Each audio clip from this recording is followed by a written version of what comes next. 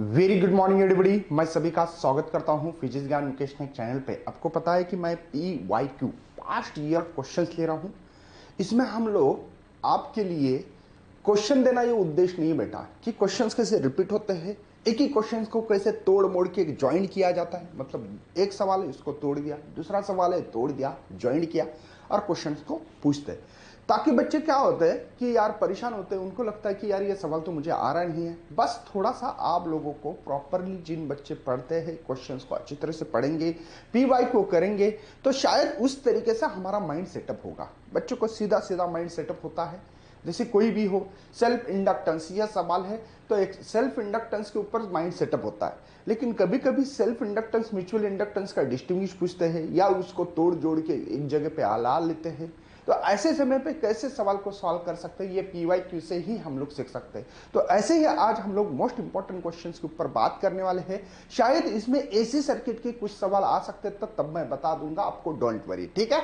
AC circuit और EMI electromagnetic induction actual में पुराने सिलेबस में एक ही चैप्टर था, बस उसको तोड़ के अभी 2 चैप्टर बनाए। सर क्या खुशखबरी चैप्टर के बारे में? बेटा एक बात बता दूं कि इसमें EMI में आप लोगों को 13 मार्क मिलने वाले। क्या बात है सर, कुछ भी बोल रहे हो। बुक्स में तो 7 मार्क विद ऑप्शन बताया, आप तो 13 बता रहे हैं। हाँ जी, क्योंकि ये चैप्टर को तोड़ के एक जगह पे करने से अलावा उन्होंने 2 चैप्टर किए और 7 मार्क का EMI AC circuit 6 mark with option बोल रहा हूं, 13 मार्क मिलने वाले हैं। बहुत खुशखबरी है इस सवाल से। तो चलो यार स्टार्ट करते हैं। आज हम लोगों को इलेक्ट्रोमैग्नेटिक इंडक्शन में 2 चैप्टर का कॉम्बिनेशन कैसा है बात करने वाले हैं। तो सबसे पहले यार जो बच्चे पढ़ाई कर रहे हैं हमारे साथ, उनको मैं रिक्वेस्ट करता हूँ कि शाम को 7 से 8 बजे फिजिक्स बाय मुकेश सर इस ग्रुप में ज्वाइन होना है। कहाँ? नून ऐप पे। कहाँ मिलेगी लिंक इसकी?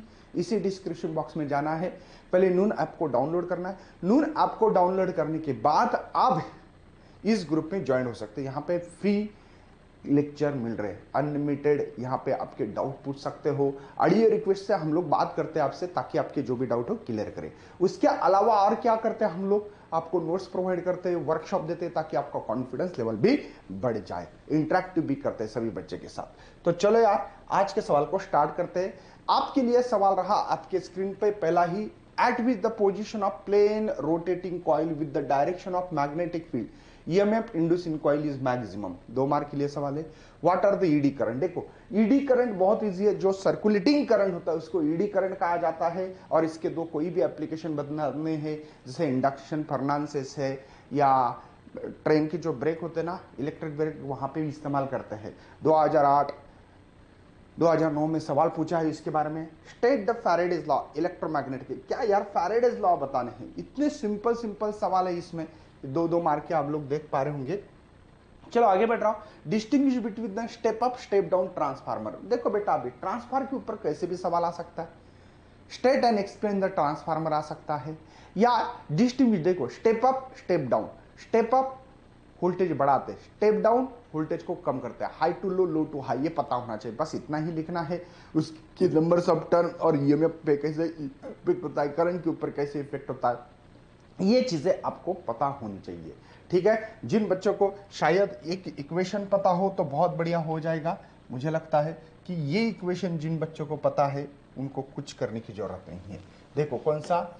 EMF का, EMF ऑफ करंट सेकेंडरी, ये प्राइमरी, NS अपॉन NP, और ये IP करंट इनवर्सली प्रोपोर्शनल जैसा है ना बेटा। तो ये पता होना चाहिए, खत्म किस्सा।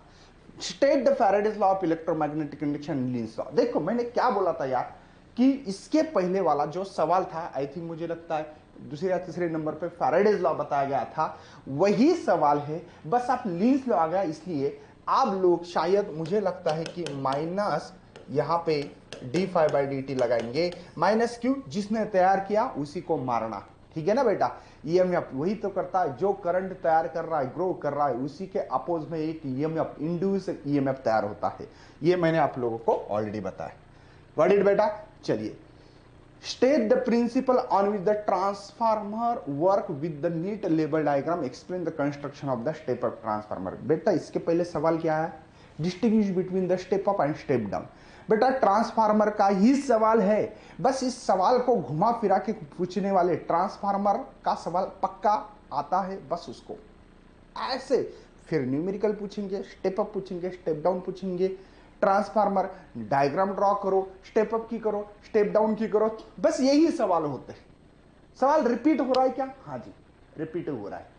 देखो, obtain the expression for EMF induce in a coil rotating with uniform magnetic field, ठीक है, show the graphically variation induce EMF respect to the time. Obtain the expression EMF induce in coil rotating in uniform magnetic field. मुझे लगता है कि ये syllabus में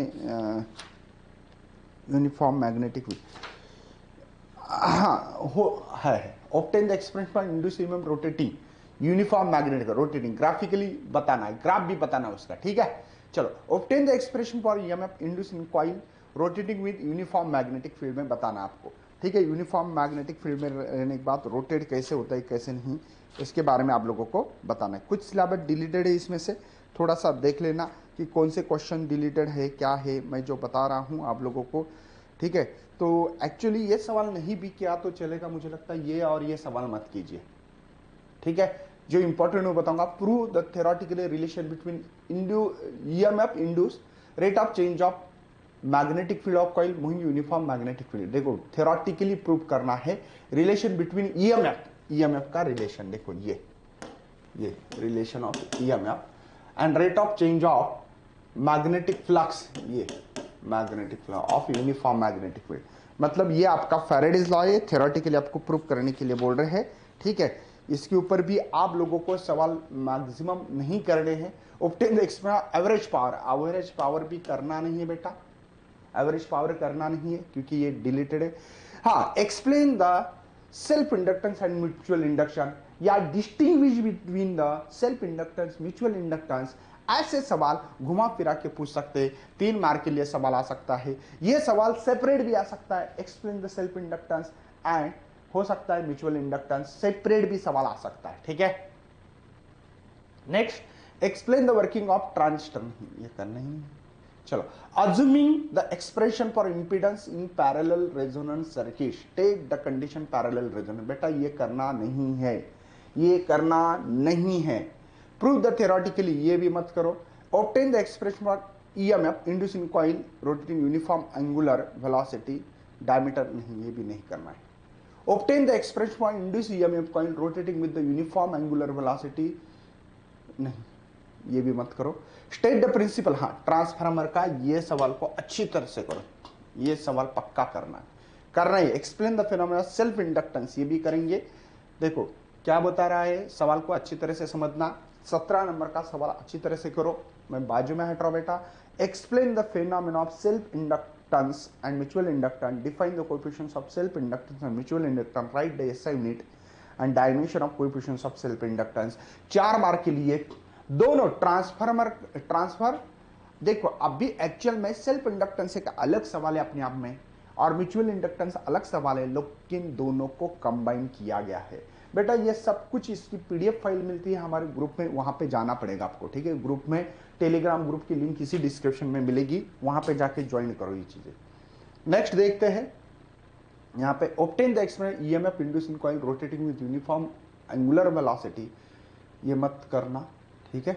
state the principle of transformer. देखो transformer के ऊपर सवाल ने क्या, एक्चुअली मुझे लगता है 17 नंबर का क्वेश्चन वही था, अभी भी यही है, बस पूछने का तरीका अलग है, बाकी कुछ नहीं। ये भी सवाल हमेशा आते रहता है। व्हाट इज द, हाँ, अब ये जो सवाल है ना बेटा, ये सवाल को हम लोग अगले चैप्टर में कवर करने वाले एसी सर्किट में। ये एसी सर्किट का क्वेश्चन से 2018 में आया था। What is the electromagnetic induction, prove theoretically, ये थ्योरेटिकली प्रूव कर सकते। ट्रांसफार्मर का तीसरे बार सवाल 4 मार्क के लिए, अब ये 5 मार्क का सवाल रहा नहीं है आपके इसमें। ये पुराने सिलेबस में 2017 में 5 मार्क के सवाल होते थे, अभी 4 मार्क। मतलब ट्रांसफार्मर का सवाल पक्का करना है, बाकी सवाल नहीं करना है। Self inductance, mutual inductance, Faraday's law, ये सवाल को अच्छी तरह से करके रखना है। ये सवाल ईडी करंट भी एक इंपॉर्टेंट है बेटा, ठीक है। ईडी करंट एक इंपॉर्टेंट है, अच्छी तरह से करना है। और एनर्जी स्टोर कितनी हो सकती है मैग्नेटिक फील्ड, ये बताना है। बाकी तो कुछ इसमें अंदर ज्यादा ऐसे बताने की जरूरत नहीं, मुझे लगता है जो इंपॉर्टेंट सवाल है वो बता रहा हूं। नेक्स्ट बेटा, यहां पे हम लोगों ने जो देखा वो आपने भी देखा, मैंने भी देखा, चलो। लेकिन इलेक्ट्रोमैग्नेटिक इंडक्शन में I will repeat, Faraday's law, leans law, एक तो लॉ हो गई है। Self inductance, mutual inductance, transformer और एनर्जी स्टोर कितनी होती है बतानी है आप लोगों को। और यहां पे motion of electromagnetic motion, translation motion में जो ऐसे कि आप लोगों ने निकाला होगा, इसके अलावा तो कुछ ज्यादा पढ़ने की जरूरत नहीं। ईडी करंट तो मैंने बता दिया, ईडी करंट करो अच्छी तरह से, ठीक है बेटा। बस इतने ही सवाल आपको 7 mark. Transformer, self inductance, mutual inductance, Faraday's law, Lenz's law भी आ गया उसमें, ठीक है।